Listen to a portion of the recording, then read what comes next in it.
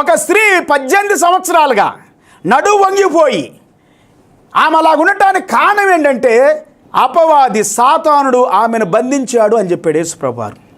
So యేసుప్రభువారు విడుదల ప్రకటించాడు, ఆమెను విడిపించాడు. ఈ దినం కూడా పిల్లారా మనం బంధించబడుతున్నాం అనేక రీతులుగా, అనేకమైనటువంటి విషయాలలో.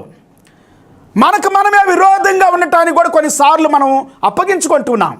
కుటుంబంలో ఒకరికొకరు విరోధంగా, బంధువులకు విరోధంగా, స్నేహితులకు విరోధంగా, భార్య భర్తకు, భర్త భార్యకు, తల్లిదండ్రులు పిల్లలకి, పిల్లలు తల్లిదండ్రులకి, కుటుంబాల్లో జీవితాల్లో భయంకరమైనటువంటి విషయాలు జరుగుతూ ఉన్నాయి. అందుకే మనం కట్టబడాలి, మనం కట్టుకోవాలి బండ మీద.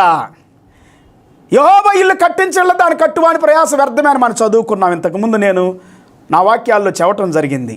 సో దేవుడు మనల్ని కడతాడు ఆత్మ సంబంధమైన మందిరాలుగా.